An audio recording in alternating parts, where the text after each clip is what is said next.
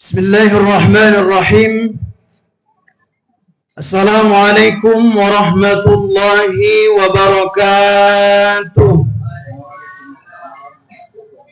Allahu Akbar, Allahu Akbar, Allahu Akbar, Allahu Akbar, Allahu Akbar, Allahu Akbar, Allahu Akbar, Allahu Akbar, Allahu Akbar, Allahu Akbar kabira, walhamdulillahi kathira, wa subhanallahi bukratan wa asila, la ilaha illallah wallahu akbar, Allahu akbar walillahil hamd.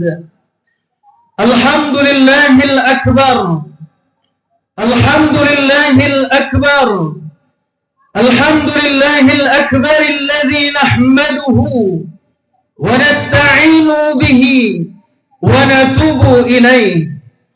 Wassalatu wassalamu ala rasulillahi alladhi arsalahu al-akbar rahmatan lil alamin faj'alahu muhtaran mustafan faj'alahu rahmatan faj'alahu uswatan linnasi kaskafatan ajma'in. Allahumma salli wa sallim wa barik ala rasulikal karim nabiyyikal amin sayyidina Muhammadin wa ala alihi wa ashabihi wa ummatihi ila yaumiddin.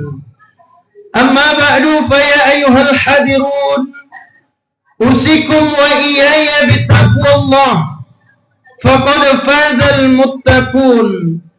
Qala Allah ta'ala fi kitabihil karim, wa huwa asdaqul qailin. A'udzu billahi minasy syaithanir rajim. Bismillahirrahmanirrahim. Ya ayyuhalladzina amanu taqullaha haqqa tuqatihi wa la tamutunna illa wa antum muslimun.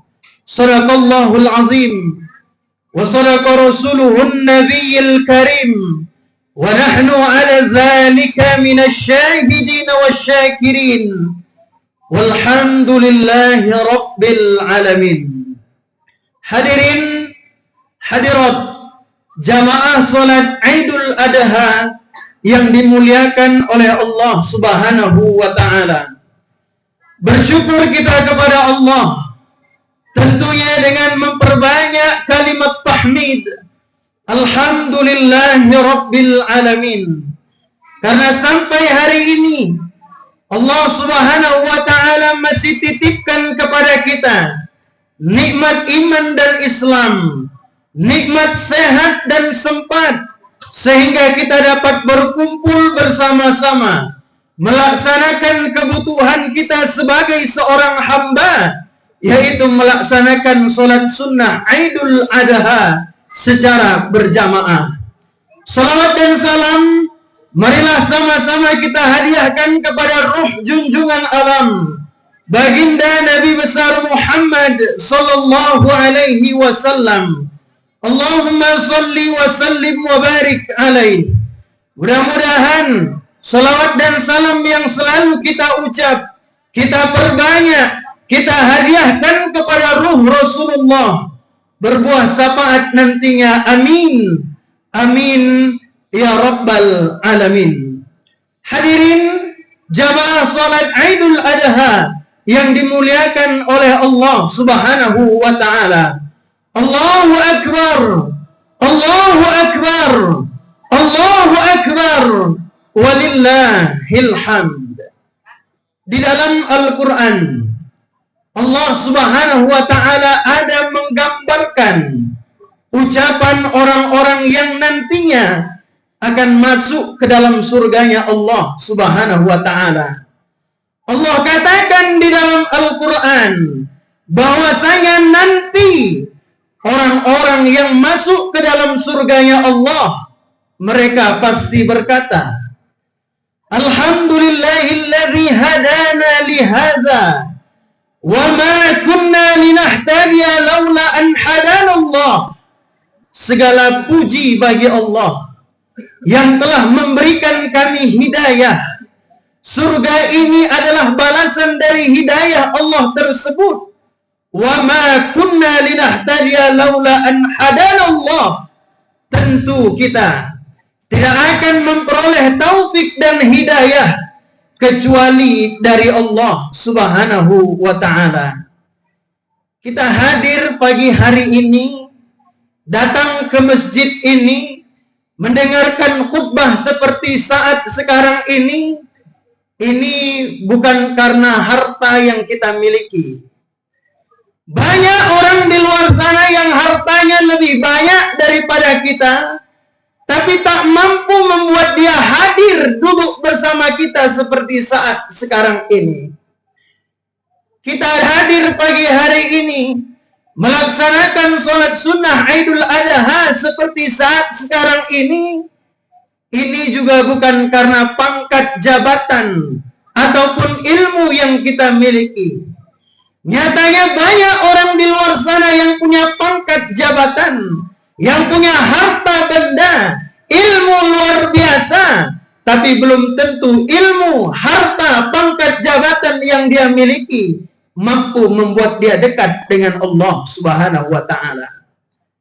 Maka kita hadir hari ini, duduk seperti saat ini, tak lain tak bukan karena hidayah yang masih Allah berikan kepada kita. Maka jangan heran hadirin, ketika kita melihat seseorang punya harta banyak, ibarat kata berkurban satu trompong pun bisa, tapi sampai hari ini tak berkurban-kurban. Kenapa ini bisa terjadi? Hidayah Allah tadi belum datang. Ada orang yang mampu berjalan kaki, lari maraton dari sini sampai Tanah Lapang Merdeka dia sanggup, tapi 5 meter, 10 meter dari rumah datang ke masjid dia tak sanggup. Kenapa ini bisa terjadi? Hidayah tadi belum datang.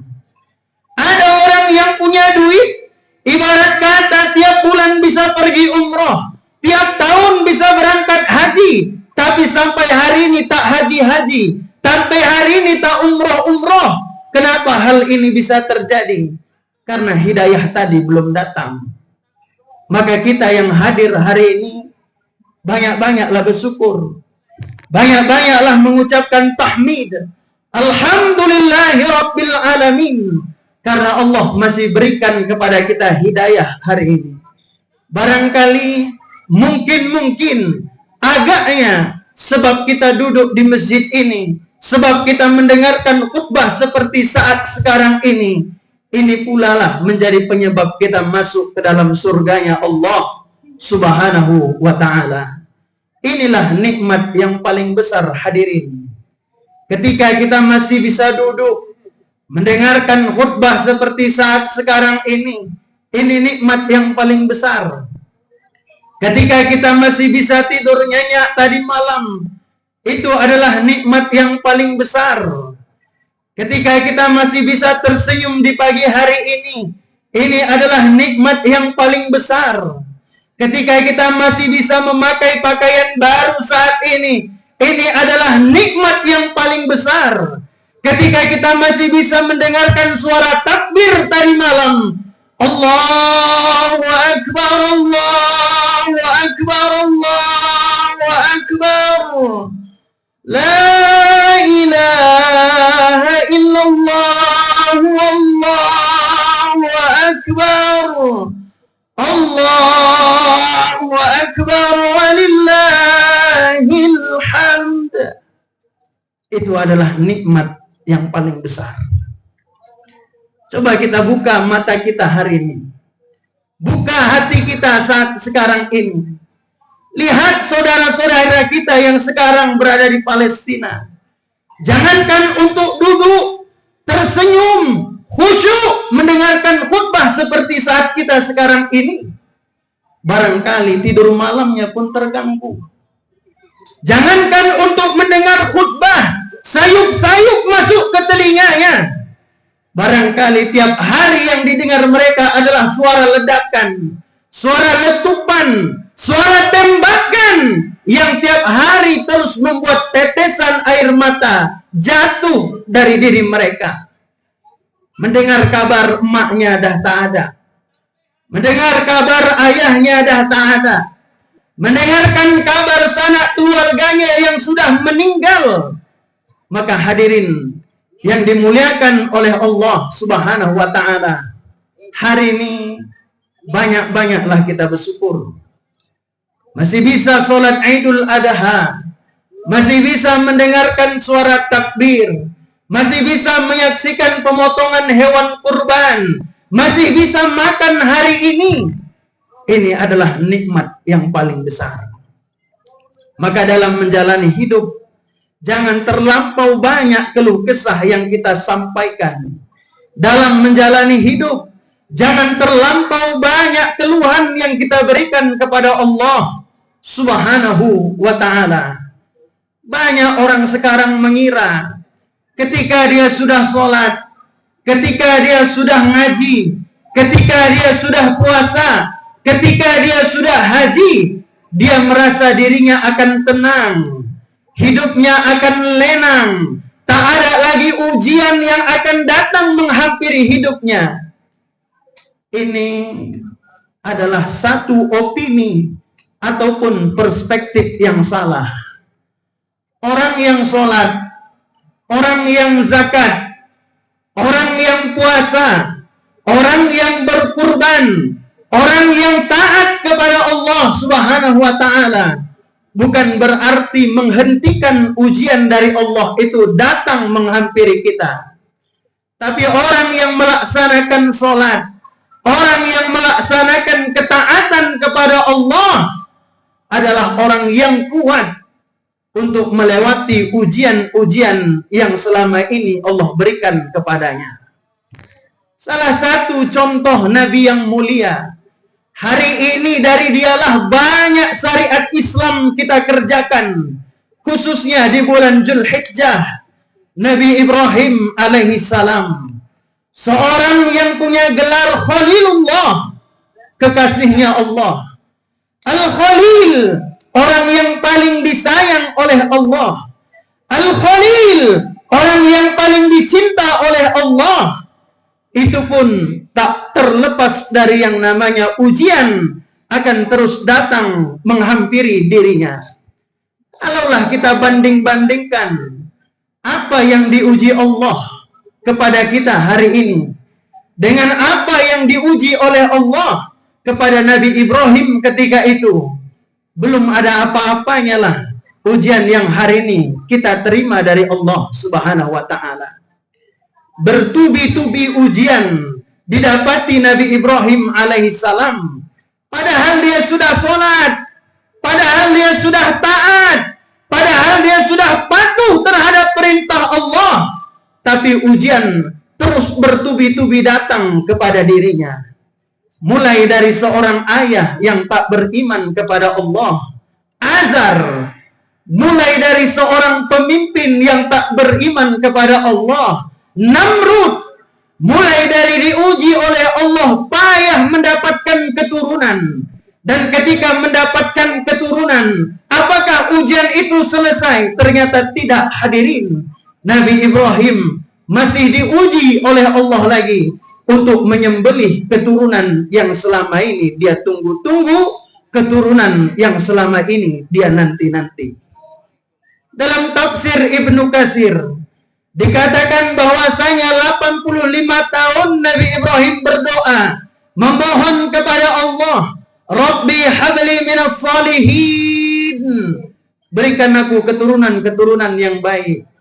Rabbi habli minas salihin, berikan aku keturunan-keturunan yang soleh, solehah. Ketika keturunan tadi diberikan oleh Allah, kemudian Allah menyuruh Ibrahim untuk menyembelih anak itu. Apakah Nabi Ibrahim menolak? Apakah Nabi Ibrahim ingkar? Apakah Nabi Ibrahim tak mau ketika disuruh Allah menyembelih anak? Luar biasa ketakwaan Ibrahim alaihissalam.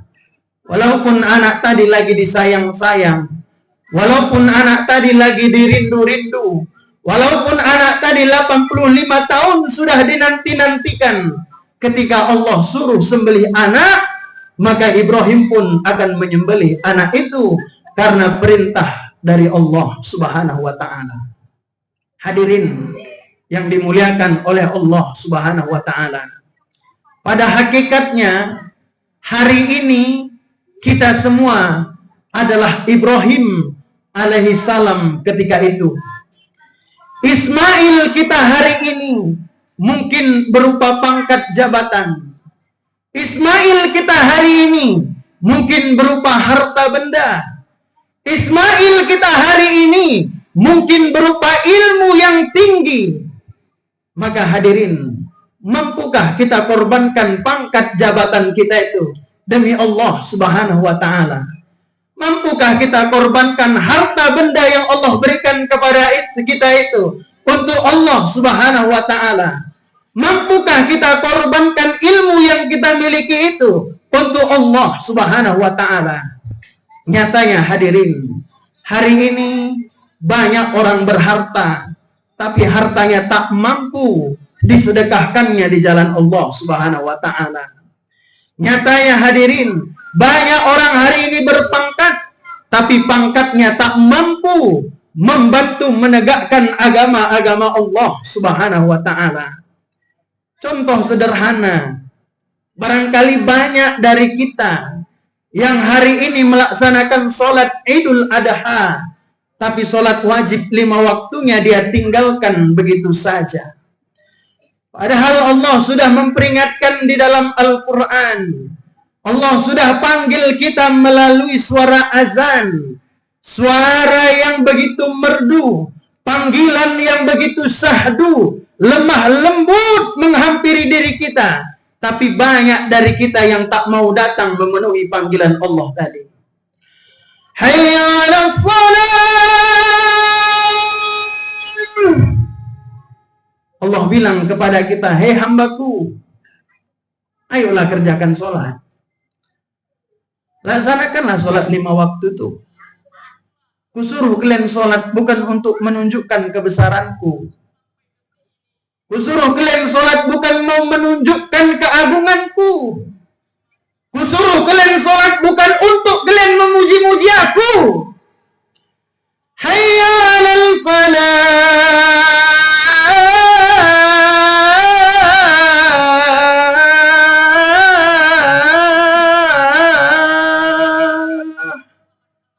Kusuruh kalian sholat supaya kalian jadi hamba yang menang. Kusuruh kalian sholat supaya kalian menjadi hamba yang bisa masuk ke dalam surga yang telah kuciptakan. Kusuruh kalian sholat supaya kalian menjadi hamba-hamba yang kucintai. Kusuruh kalian sholat untuk diri kalian sendiri. Tapi terkadang hadirin, panggilan yang lemah lembut tadi, panggilan yang penuh kasih sayang tadi, kita abaikan begitu saja tanpa mau datang untuk menunjukkan ketaatan kita kepada Allah Subhanahu wa ta'ala. Maka hadirin yang dimuliakan oleh Allah Subhanahu wa ta'ala, kalaulah bukan hari ini kita meningkatkan iman dan takwa kita kepada Allah, kapan lagi? Haruskah Allah turunkan azab yang pedih ke tempat kita ini, baru kita rajin ibadah kepada Allah? Haruskah Allah turunkan hujan bom, hujan tembakan, hujan ledakan yang mungkin bisa merenggut harta anak, istri, keluarga kita, baru kita mau taat kepada Allah Subhanahu wa ta'ala? Malulah kita ini. Sadarlah hadirin, nikmat yang Allah berikan kepada kita hari ini terlampau banyak. Kalau kita banding-bandingkan keimanan kita dengan saudara kita di Palestina, belum ada apa-apanya. Kalau kita bandingkan keimanan kita dengan orang-orang terdahulu sebelum kita, tak ada apa-apanya. Kita terkadang ngaku yang paling beriman, ngaku yang paling Islam, ngaku yang paling ngerti agama. Dah berapa tetes darah yang kita berikan untuk agama nih rupanya. Ngaku yang paling Islami, dah berapa banyak harta yang kita berikan untuk agama Allah nih rupanya. Kalau kita tengok saudara-saudara kita di Palestina sana, sedih kita melihatnya. Bukan karena orang tua yang menjadi korban, tapi anak-anak dan balita. Ada yang putus kakinya, ada yang lepas tangannya, ada yang kehilangan sanak keluarganya. Kenapa semua itu mereka lakukan? Karena iman kepada Allah Subhanahu wa ta'ala. Andai katalah mental orang Palestina itu lemah, andai katalah keimanan orang Palestina itu lemah, dikasihkannya saja, kenapa rupanya tanah Palestina itu sama Israel? Dikasihkannya saja, kenapa rupanya Masjidil Aqsa itu sama Israel? Tapi mereka tidak. Mereka tahu bahwasanya Palestina adalah tanah kelahirannya banyak para nabi. Mereka tahu bahwasanya Masjidil Aqsa adalah kiblat pertamanya umat Islam. Maka walaupun nyawa jadi taruhan, biarkanlah demi mempertahankan keimanan kepada Allah Subhanahu wa ta'ala. Kita yang hari ini dikasih Allah nikmat banyak, apa yang dah kita buat untuk agama ini? Apa yang dah kita berikan untuk agama ini? Jangankan harta, jangankan darah. Sudahkah kita didik anak keturunan kita untuk taat menjaga keimanannya kepada Allah Subhanahu wa ta'ala? Maka hadirin yang dimuliakan oleh Allah Subhanahu wa ta'ala, di dalam Al-Quran surah Al-Baqarah 214, Allah ingatkan kepada kita, am hasibatum an tadkhulul jannah. Pantasnya kalian bilang kalian yang akan masuk surga. Pantasnya kalian mengatakan kalian ini ahli surga. Pantasnya kalian bilang kalian yang akan merasakan surga yang luasnya seluas langit dan bumi. Padahal ujian yang datang kepada kalian belum seberat orang-orang terdahulu. Akan tetapi keluhan yang kalian berikan kepada Allah terlampau besar, melebihi orang-orang terdahulu. Hadirin, Ibrahim disuruh untuk mengkorbankan anak. Kita hari ini cuma disuruh untuk mengkorbankan waktu. Sudahkah kita asingkan waktu kita untuk beribadah kepada Allah Subhanahu wa ta'ala? Maka hadirin jamaah salat Idul Adha yang dimuliakan oleh Allah Subhanahu wa ta'ala, terlampau banyak Allah berikan nikmat kepada kita. Maka mulai hari ini banyak-banyaklah berbuat ketaatan, kepatuhan kepada Allah Subhanahu wa ta'ala. Jangan terlampau banyak keluhan yang kita berikan kepada Allah Subhanahu wa ta'ala. Banyak orang sekarang sholat tapi tetap juga berbuat dosa. Banyak sekarang orang sholat tapi tetap juga berbuat salah. Banyak orang sekarang sholat tapi hidupnya juga tak kunjung kaya. Kenapa ini bisa terjadi? Masih terlampau banyak kesalahan dalam ibadah yang selama ini kita kerjakan. Maka dari itu hadirin, barangkali ini ajalah yang dapat disampaikan dalam kesempatan pagi hari yang mulia ini. Mudah-mudahan apa-apa yang disampaikan hari ini mampu menjadi renungan bagi kita semua untuk menambah keimanan, ketaatan kita kepada Allah Subhanahu wa ta'ala. Orang yang paling mulia di hadapan Allah, orang yang paling diangkat derajatnya di hadapan Allah adalah orang yang paling banyak ketakwaannya kepada Allah Subhanahu wa ta'ala. Mudah-mudahan hadirin jamaah salat Idul Adha yang dimuliakan oleh Allah Subhanahu wa ta'ala, kedepannya kita mampu lebih baik lagi dalam mengerjakan ibadah-ibadah yang telah Allah suruh kepada kita.